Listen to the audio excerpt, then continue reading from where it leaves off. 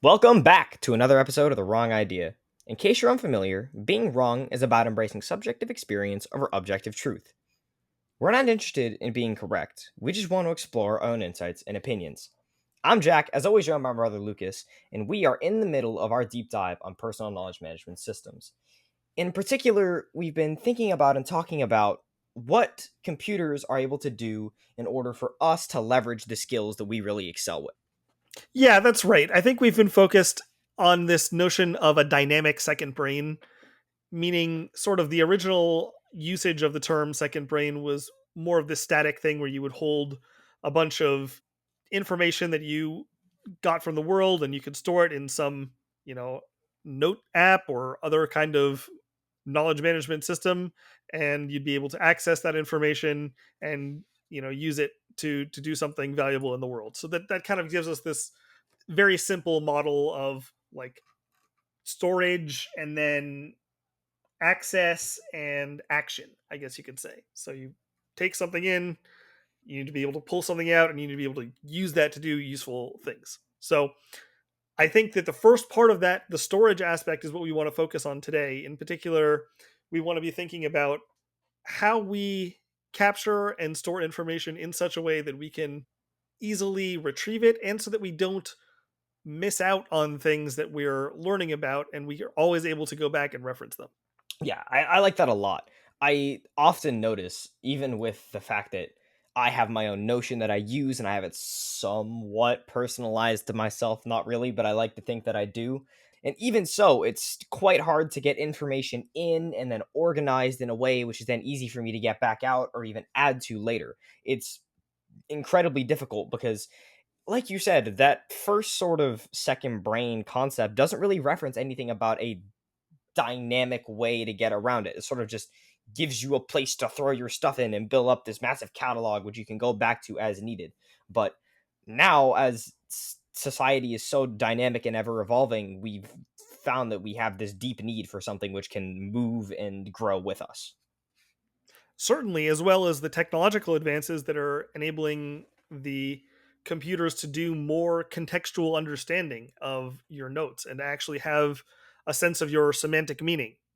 We're at a place now where AI, while it's not generally intelligent, it is certainly intelligent in ways that it has not been before. Computers can now do things that they were not capable of in the past. That's what we're this notion of dynamic knowledge is coming from for me. It's like now we can get suggestions or insights from these tools.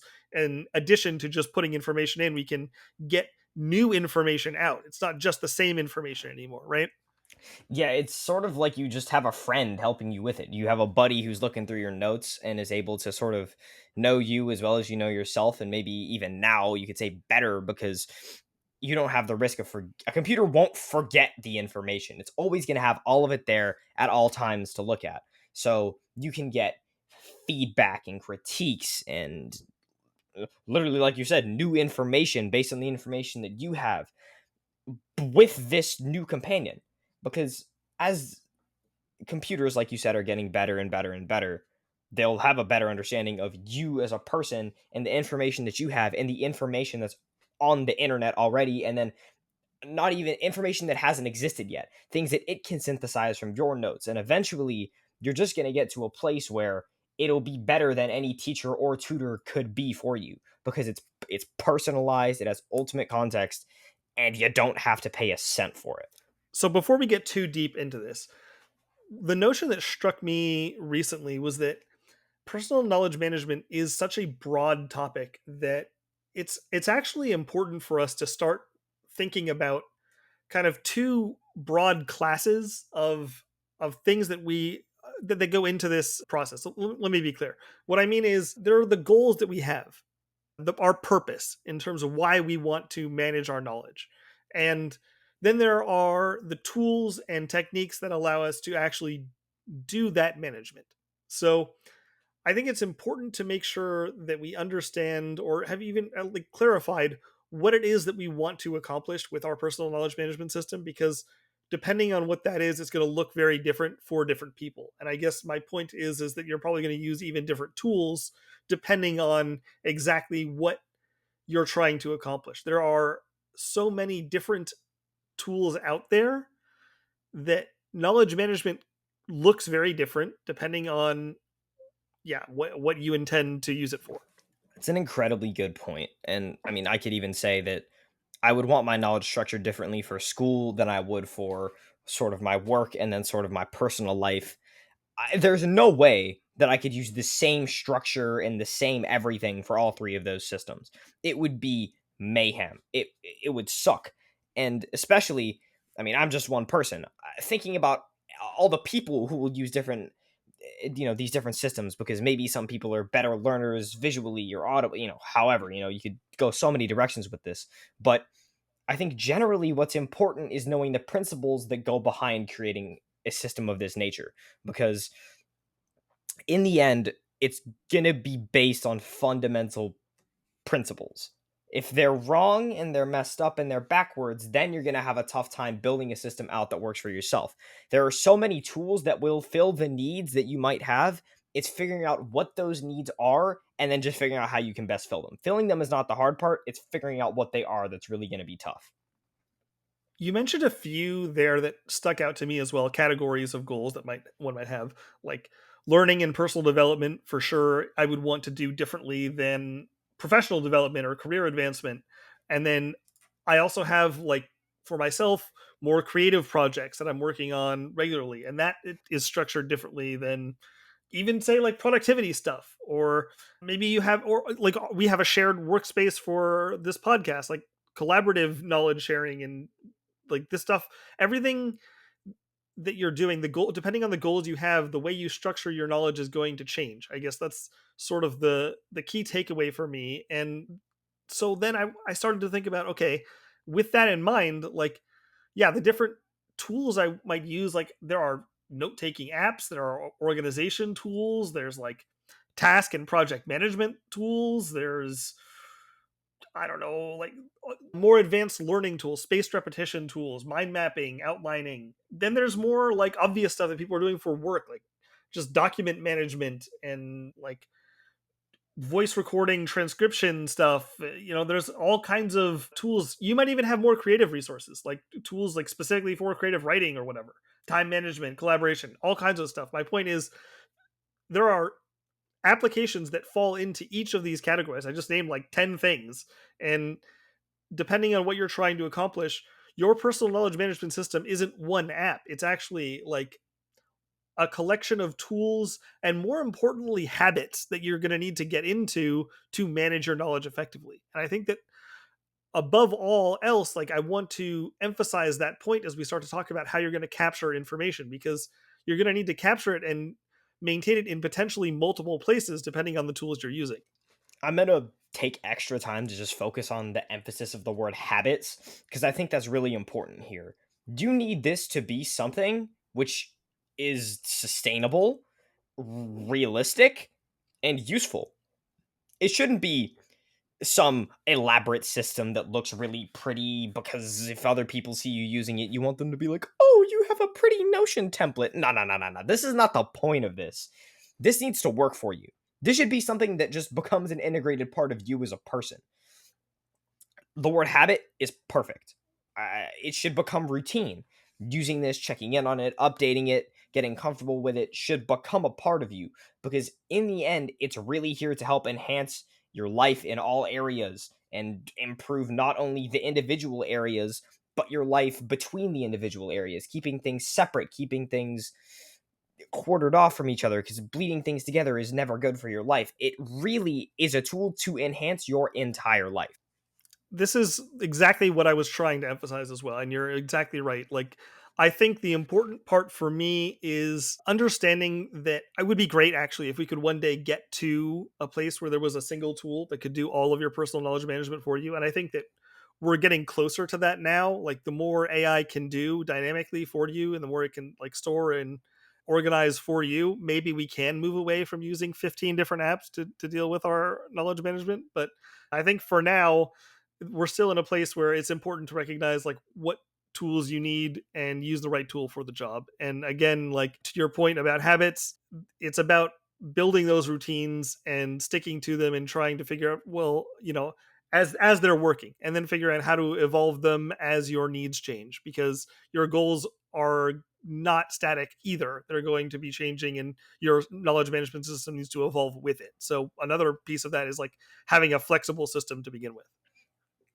Yeah, that's perfect. Like, find the tools that work, make them work. Don't be too concerned about whether or not they're like totally perfect. Like, if they work and use them. And then if they break for whatever reason, see if you can try and fix them. And then if not, just update your system. Keep everything up to date. Nothing, you don't need to find the perfect tool from the start because then you're just never going to end up starting. So let's start with just something that is familiar to you. And you mentioned that you use Notion a lot, and as do I, but I also use a number of other apps. I guess we should start though with something simple like a note taking app. So tell me why you in particular have chosen to stick mostly with Notion, and like how you're using it right now.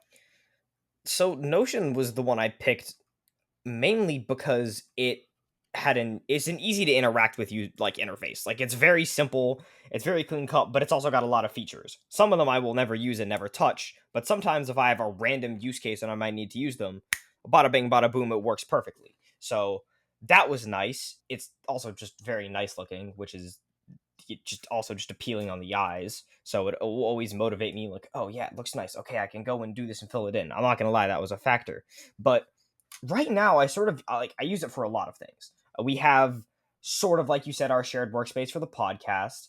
I've got a to-do list in here. I've got something to sort of track out what I'm doing with the market. I've got a whole goals checker for myself. I've got notes for like a car that I'm going to want to get in the future. I've got like a to-do list. I've got so many different things. And then I've got random projects. A buddy mentions a business that he wants to start with me that's never going to get started, but I want to entertain because I don't want to sound like an asshole.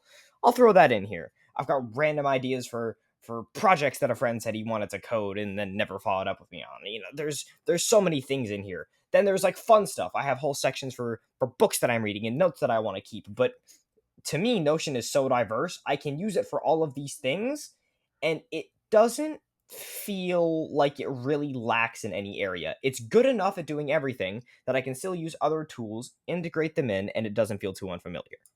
Yeah, so you're leaning into that notion of simplicity where you just want it to be as easy as possible. You want to get as close to that one app does everything as possible. And I think that, yeah, for me, Notion did some of those same things, which is why I think I use it for a lot of the central stuff that is I'm going back to on a daily basis. But I the only thing that's lacking for me is some of the visualization capabilities of tools like Obsidian and other, I guess, more apps that are more focused on the relational nature of knowledge. Because when I'm doing a lot of my research, or when I'm just thinking about a lot of these different concepts, so many things are related to each other, and I'm trying to connect them together and find more patterns within the knowledge that, yeah, sometimes I miss out on that. And I feel like that means that I have to also be tracking information in multiple places, which makes it harder. But again, depending on your needs, like that's why I'm saying I think it's so different. But I guess let's focus in on a specific aspect of this. When you think of something like that you want to add, how easy is it for you to get into Notion, just regardless of where you are and what you're doing? Oh, it's like a piece of cake. I have it on my phone. I've got it on my computer. I've got it on both of my desktops. It's literally the easiest thing possible. I mean, like, I opened up another Notion little page recently that I literally just have called video notes. Anytime there's a YouTube video that I see and I want to take notes on later because I'm like maybe not in a headspace to take like detailed notes, or maybe it's just like something that I'm like not really thinking about, but I know I might care about another time. I'll plop it in there and I take notes on it later, and then I can put it into places where it needs to be. Simple as that. It's not hard. The barrier to entry is low, and it works for me. It's not overly complicated. Maybe it's not perfect, but it does the job perfectly fine. Yeah, so I'm curious here, like, do you have a special place where you like intake notes, or do you always try to go to the specific place where you think it belongs, the specific note that already exists, and try to like add it in the right place? Not at all. Things are like totally scattered. It's like pretty unorganized, but there's also not enough stuff in there that it doesn't become disorganized.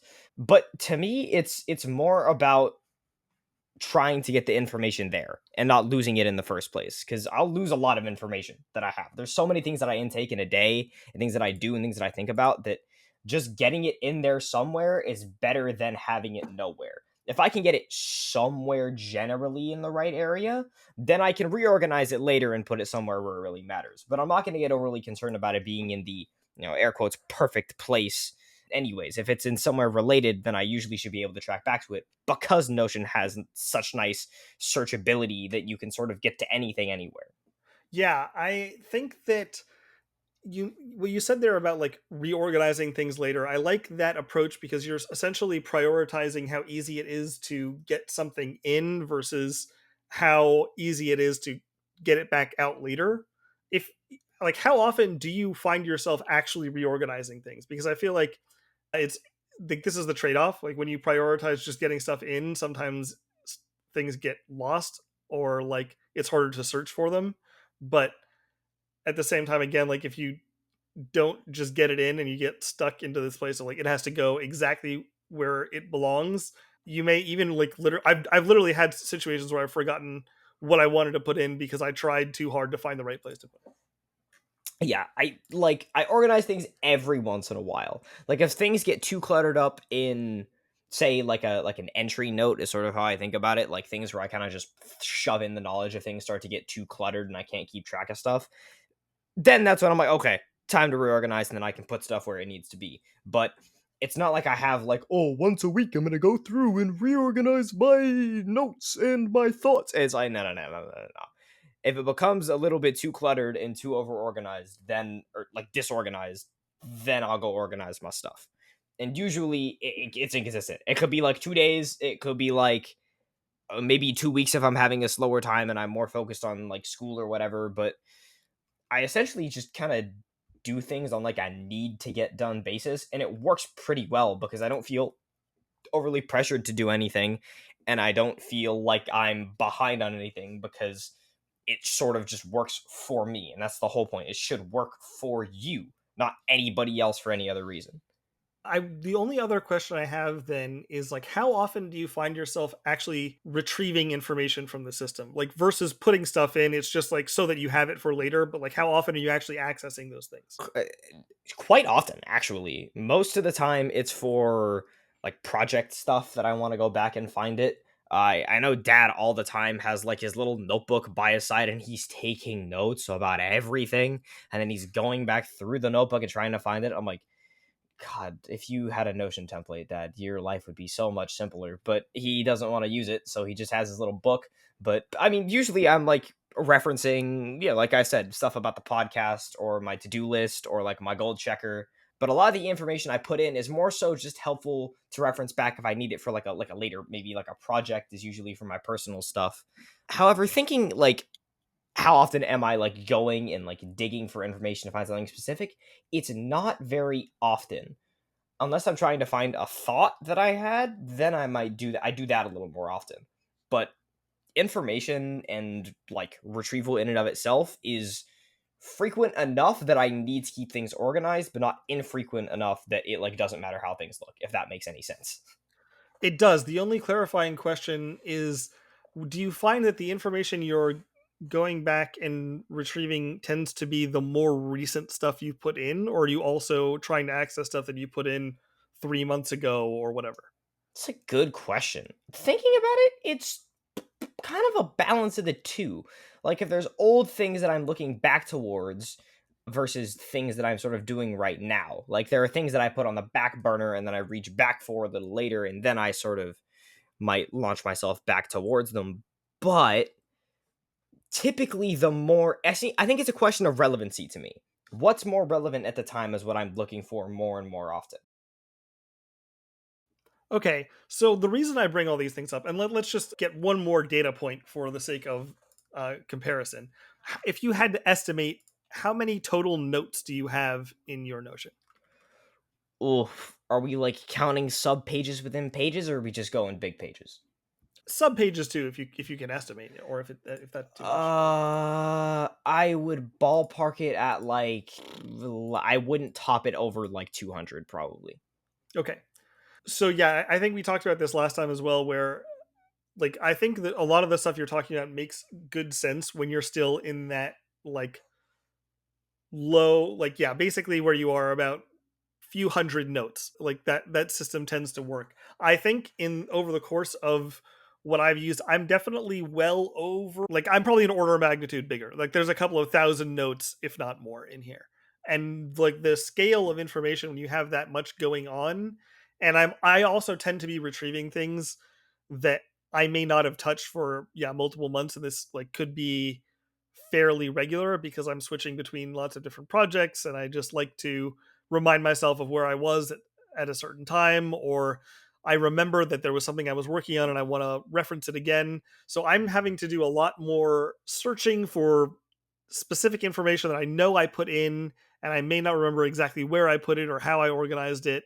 And I'm also dealing with the fact that I have probably yeah thousands of notes worth of information to think about. So I do tend to put a little bit more emphasis on structure of my notes, but I don't think that I've entirely gotten to the right place yet. It's always a balance between like how much am I trying to organize this thing versus like how much utility I'm getting from it.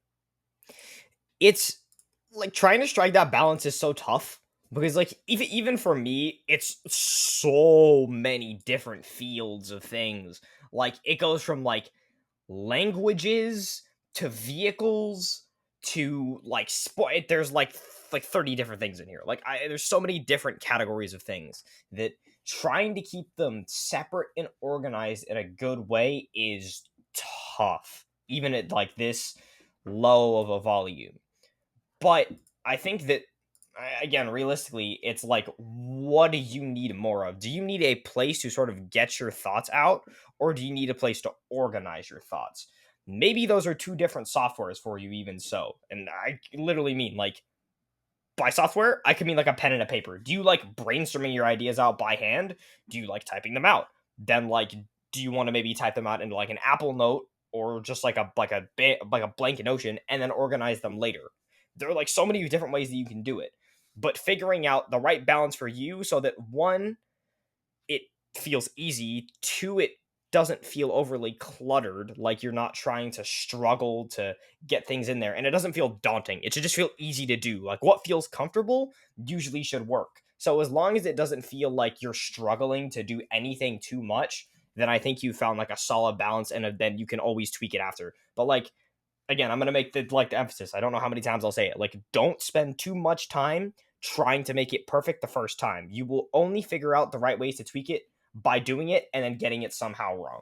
Yeah, and I guess I would emphasize as well. I'm trying to add a little bit of texture for people who have been maybe doing this a little bit more or have a little bit more of this knowledge management that needs to be done. But I think for those people who are just starting, the stuff that Jack is talking about, if you have fewer than a couple hundred notes, like I would say don't really worry about organization. What will happen is you'll start to see those patterns emerge. Like I mean, don't put no thought towards it, but I would err on the side of just capture the stuff you need. So there's a couple of concepts that are coming to mind.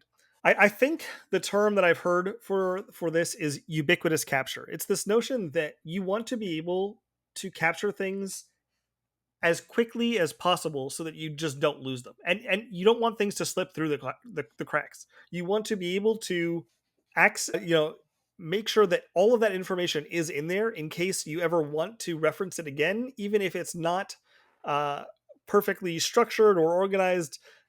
The goal is just not to lose it. This is a good point.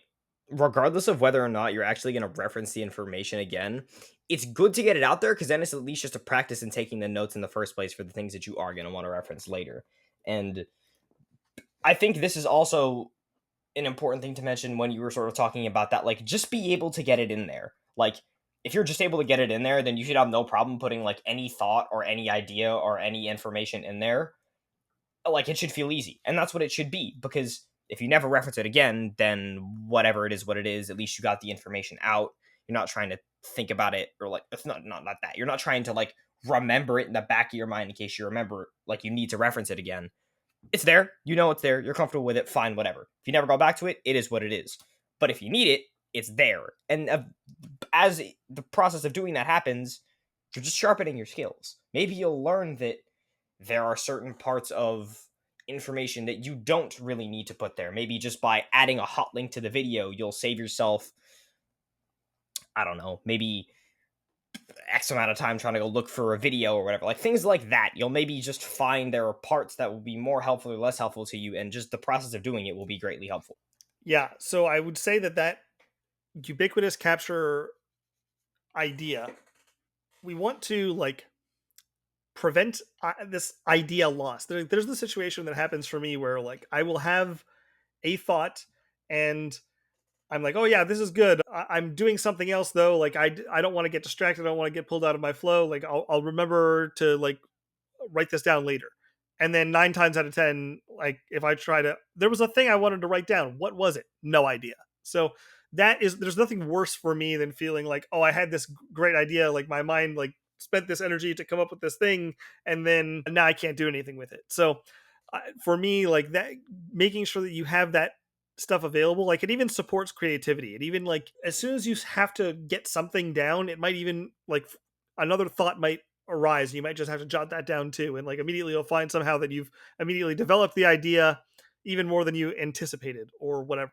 But overall, it even helps feed into organization. This is sort of my point, is that if you prioritize capturing information, suddenly you'll see how it wants to organize itself, and you'll do organization because it feels right rather than because you think you're supposed to be doing it.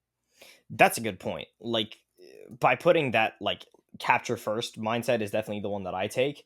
You'll start to notice its natural structure. Like quite literally, it will just start to take its own shape by feeling. Again, it's such a personal process, so the only real way to talk about it is with terms like this. It's such a personal process and practice that it's a lot of feeling and a lot of emotional context that has to go into creating what works for you.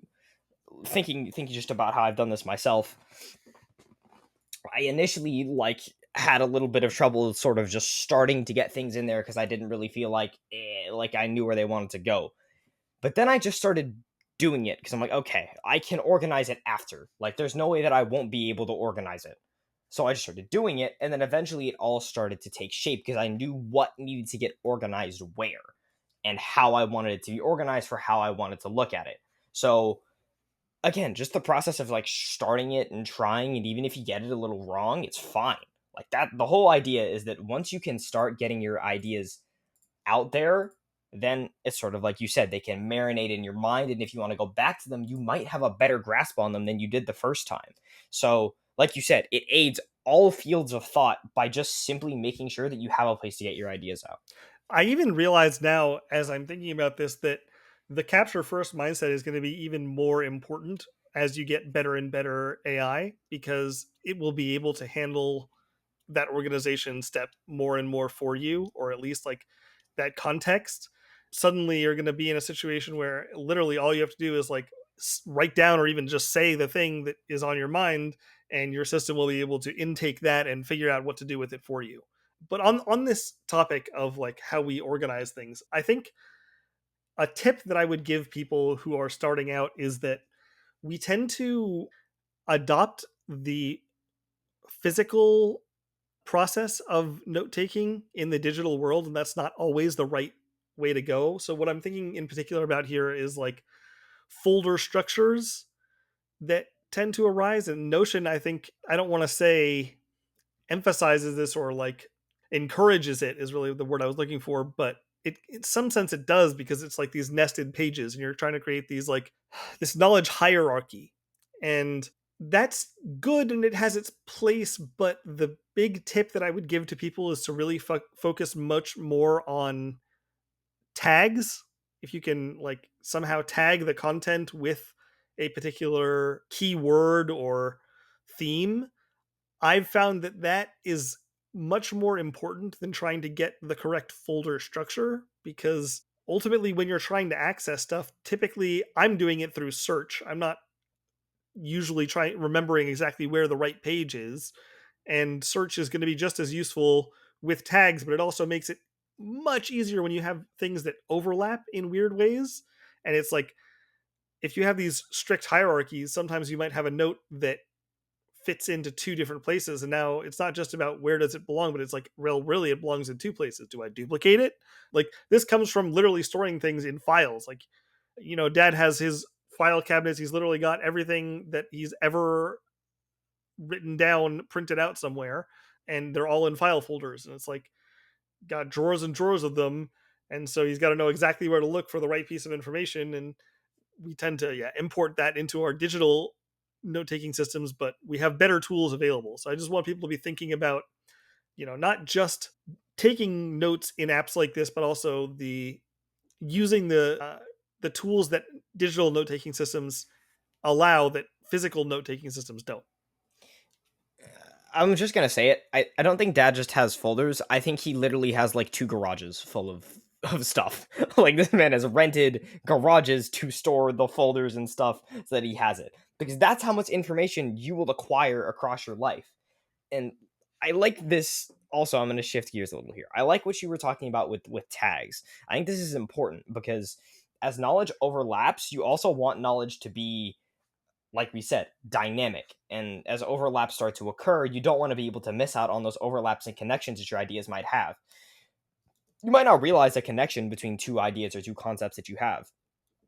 But if you can tag them and sort of start to get the ideas out there, your brain might have made a connection between the two ideas that never would have been made just by seeing, oh, these two have the same tag. Why? It might have been from 6 months ago. You'll never think about it.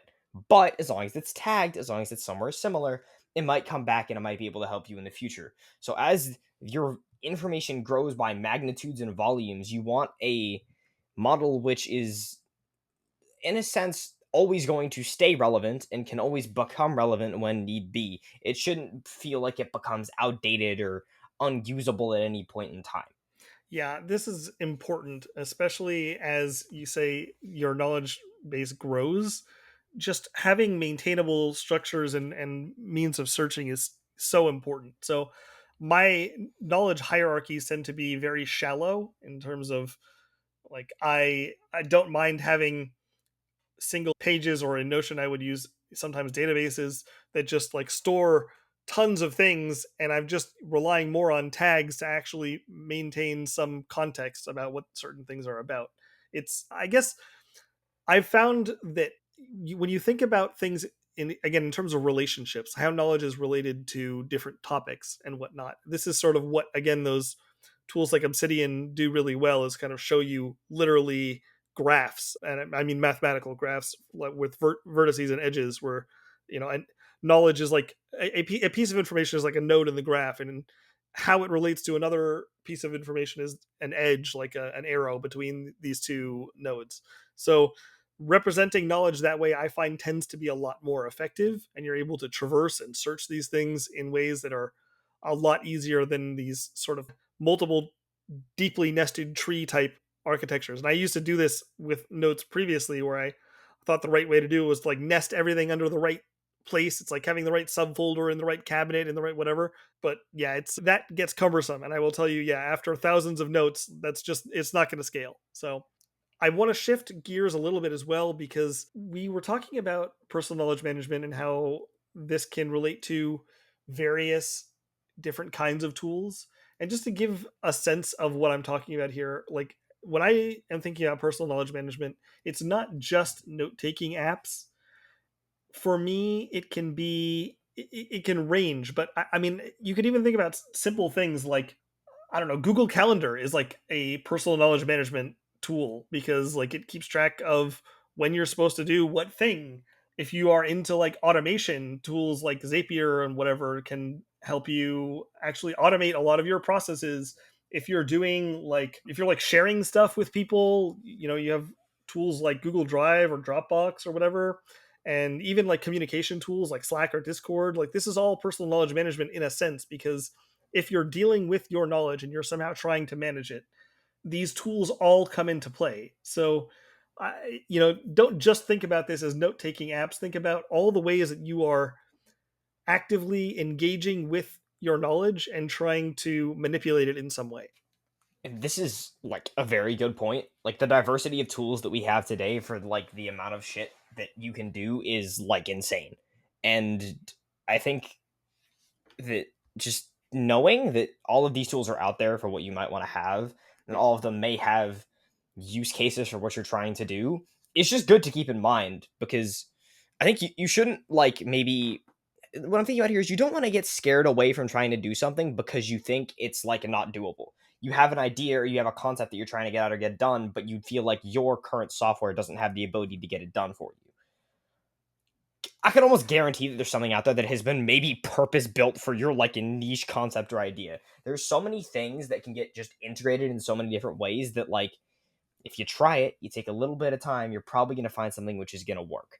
And that really I think might just be like the best insight that I've gained from this whole episode. It's that like just find what works for you. Like I don't know if there's any better insight that I've gotten from this. And maybe this is sort of the like the underlying insight and takeaway from this whole deep dive that we have here is that what works for you is really the only thing that matters. Because like for dad having his whole structure of endless amounts of folders labeled with tags in alphabetical order in bankers boxes works for him.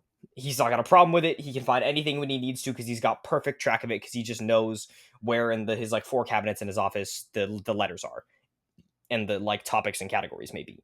If it works, it works, and that's like the whole point. He's got whatever software is. He's got his Outlook. He's got his Word. He's got his Acrobat. You know, he's got all of it dialed in, and it all works super well for him, and it's taken him to success. So like, if you see a video on the internet that's like oh, use this software because it'll allow you to do da da da. No, like if it fills your needs, use it, but don't just use it because it's like popular or other people enjoy using it. Figure out what works best for you and then use it because that's how it's going to be. Like we said, rounding back to sort of this idea that it should be able to become habitual, it should become routine, it should feel easy, it should feel like it's something which resonates with you easily. I think that's really like what I would like to echo out of that. There's a couple of pieces that stick out to me here.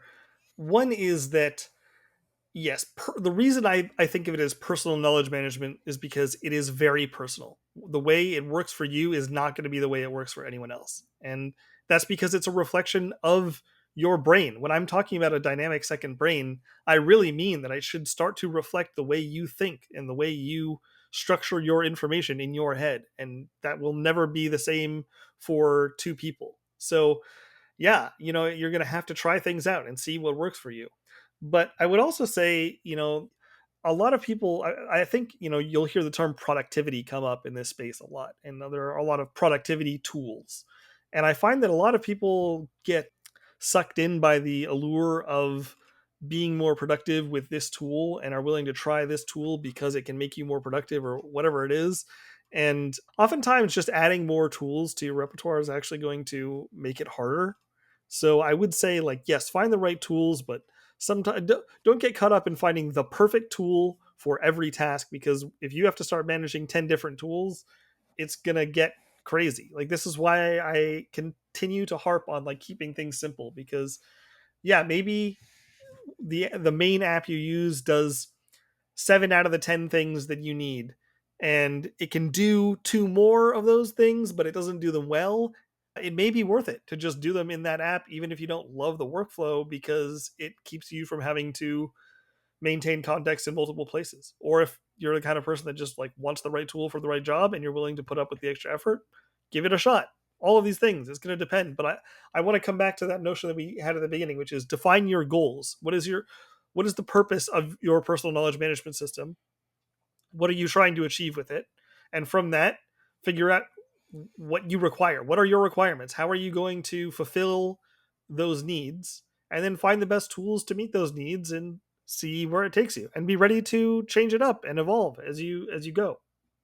Yeah, I mean, I think that like the only really other thing that I would say is like the productivity will eventually come from long term having a tool which you can always use and always rely on and always go back to. That will save you the most time, not having like the best system to do everything. It's gonna save you more time over 5 years if you have a system that works for you but may not be perfect than trying to spend 6 months creating this whole system, which eventually you're just going to get burnt out on because it took you so much time to use that now you can't even use it anymore. It's a long game. It's not a short game. Yeah, it turns out that productivity is the ability to be consistent about doing things. Yep. Yep. That's pretty damn perfect. Is there anything else that you would like to touch on before I take us home here?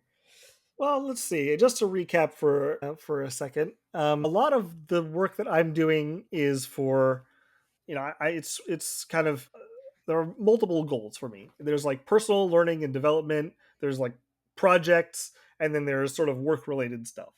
One of those tools, like personal knowledge, like learning and stuff, I didn't even mention this. I meant to, is that I even websites where I go and I buy courses to learn new things. I consider that personal knowledge management, and so like that's a part of my system. I'm using simple things. If I actually love Apple Notes just for the ability to just quickly pull up a note, write something down, take it in. Notion, I can do the same. I have it on my phone and whatever, but even the time it takes to open up a new page, whatever, just navigate around. Sometimes I just like the ease of Apple Notes. Just boom, it's right in there. So I'm using a combination of that. I'm using Notion. Sometimes I'm using Obsidian.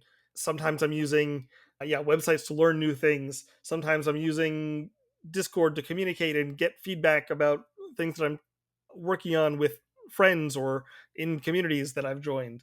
I'm using calendars and I'm using storage tools. Like this is my personal knowledge management system. I just want to emphasize that what that looks like for you is going to be different, and the point of this is to think about with intentionality all of the tools you might be using and how they're helping you and what their purpose is within your flow. So if you can connect those things to your goals, you're going to have a lot better time actually managing your knowledge. And the whole point of this exercise for me is to learn how to manage my knowledge more efficiently at the end of the day. Yeah, I mean, I think that's perfect. Like, I mean, I agree. Like, me too. I use Apple Notes as well. It's an incredibly useful tool because it's quick. Like, of course, Notion is quick as well. But like you said, the 10 seconds that it'll save you just to open the note, it may be all you need. Maybe you're gonna miss what the person was saying or talking about, and you don't want to have them repeat themselves. Saves you the 10 seconds. Great, it's done. It's all you need, and then easy enough to slam it over and transfer it into something else. And other websites. The amount I use YouTube to watch documentaries and find informational videos, or just, there are so many different things which go into creating this sort of flow which I've created. And again, the whole point is we're trying to better what we have now, not perfect it. Because if we spend time trying to perfect it, we're never going to get anywhere. So just, bit by bit, incremental improvement, getting a better idea of what we want to do and what we're looking at is really the whole point, because that's going to get us, like we said, it's going to get us the furthest down the road. Because quite literally, I don't remember if I'll say it verbatim how you said it, but productivity is the ability to be consistent about doing something. So if we want to be able to be consistent about taking our notes in a good way, we need to improve them bit by bit over time. Absolutely. I think the last thing to end on is that, again, the first step in in managing your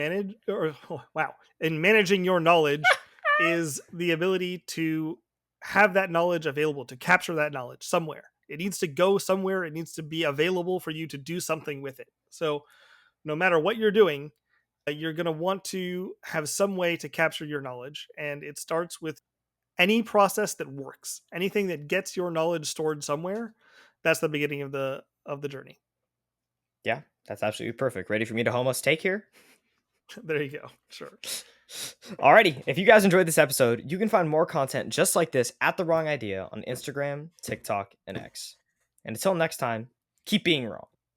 Got a thought that challenges the norm? We want to hear it. Post your wrong idea with the hashtag #WrongIdea. That's RONG idea. And join the conversation. Who knows? Your perspective might just be featured in a future episode. Remember, in a world of endless perspectives, all ideas are wrong ideas. Until next time, keep thinking, keep challenging, and keep embracing the unconventional.